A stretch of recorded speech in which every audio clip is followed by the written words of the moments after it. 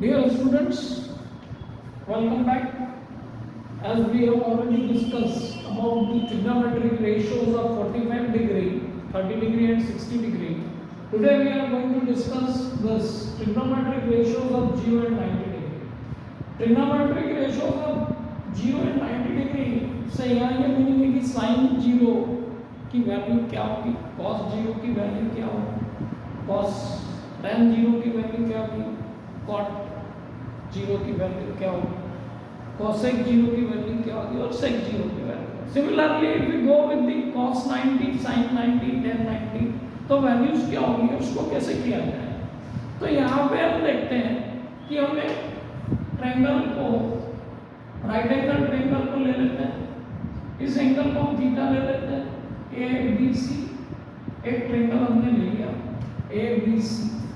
अब यहाँ पर हम देखें कि इस एंगल को थीटा को मुझे जीरो करना है.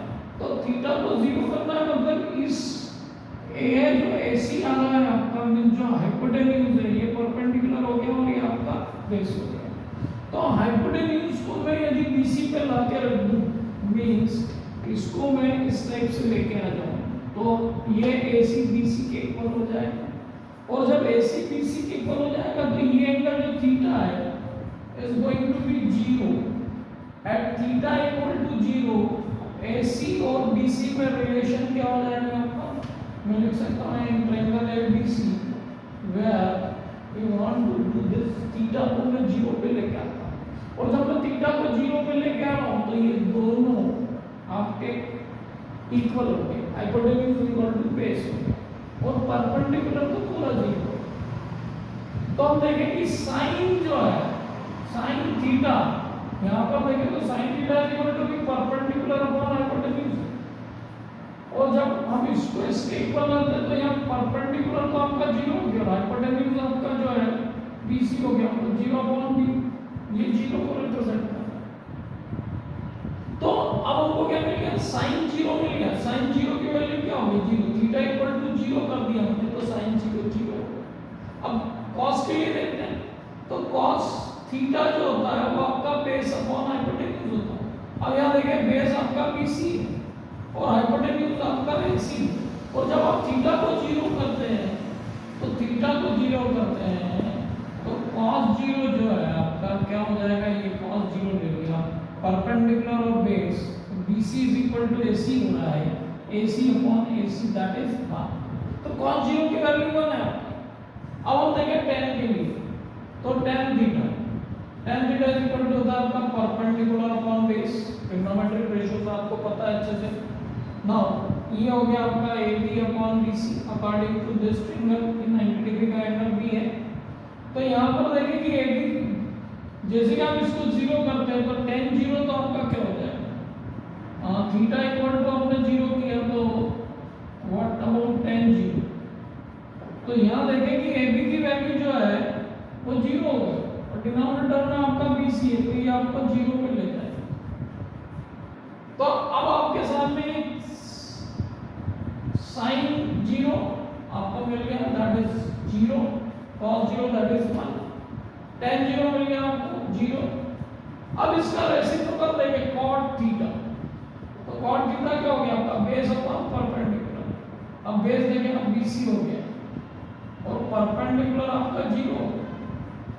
तो cot 0 की वैल्यू डिफाइंड नहीं है, not defined, not defined. Similarly, if we go with the cosec theta, hypotenuse upon perpendicular, अब hypotenuse देखें आप AC है और perpendicular 0 जाएगा, जैसे आप इस एंगल को 0 बनाते हैं तो ये भी नॉट डिफाइंड हो जाएगा. cot 0 cosec 0 that is also not defined.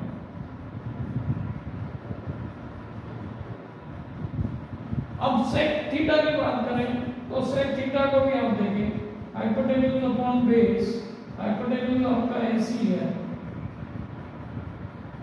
हाँ, और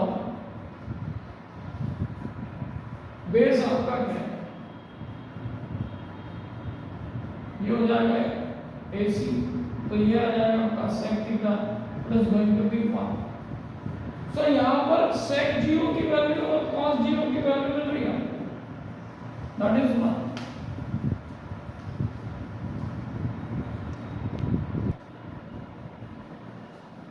अब यहाँ पर देखिए कि sec 0 की वैल्यू तो उनको 1 मिल गई। अब इसी को लेते हैं थीटा इक्वल टू 90 डिग्री करके देखते हैं क्या मिलता है। अब will get the ratios of 90 degree. So we are assuming here theta is equal to 90 degree. अब theta is equal to 90 degree means इस एंगल को आपको 90 पे लाना है। इस एंगल को 90 पे लाना है तो क्या होगा? तो उस केस में परपेंडिकुलर बेस में क्या डिफरेंस आएगा वो देखते हैं। तो यहाँ देखें कि sin 90 हो गया, थीटा इक्वल टू 90 हो गया परपेंडिकुलर अपॉन हाइपोटेन्यूज। तो ये जैसे इस पे आएगा तो ये परपेंडिकुलर हाइपोटेन्यूज दोनों इक्वल हो गए आपके। तो ये बन के आ जाएगा आपका AB अपॉन AC और यहाँ पे AB is equal to AC हो गया। तो आपका ये 1 बन गया, sin 90 की वैल्यू आपकी 1 हो गई।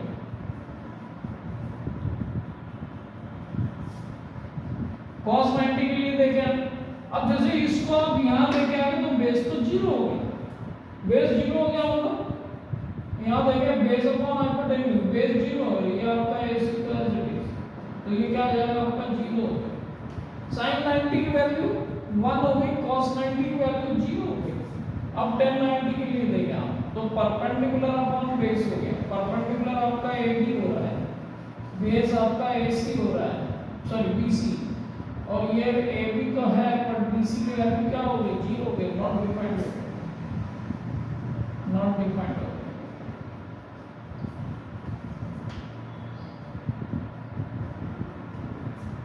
अब cot 90 के लिए देखें आप तो cot 90 के लिए बेस अपॉन परपेंडिकुलर बेस आपका 0 हो गया, तो ये आपकी वैल्यू 0 हो गई, परपेंडिकुलर तो आ है वही है आपका।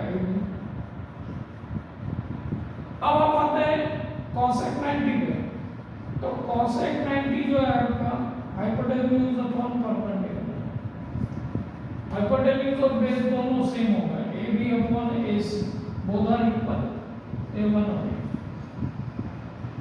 अब इसके बाद में लास्ट जो है आपका sec 90 को देखें, sec 90 means hypotenuse upon base, hypotenuse तो आपका AC है पर बेस आपका 0 हो गया, ये भी नॉट डिफाइंड हो गया।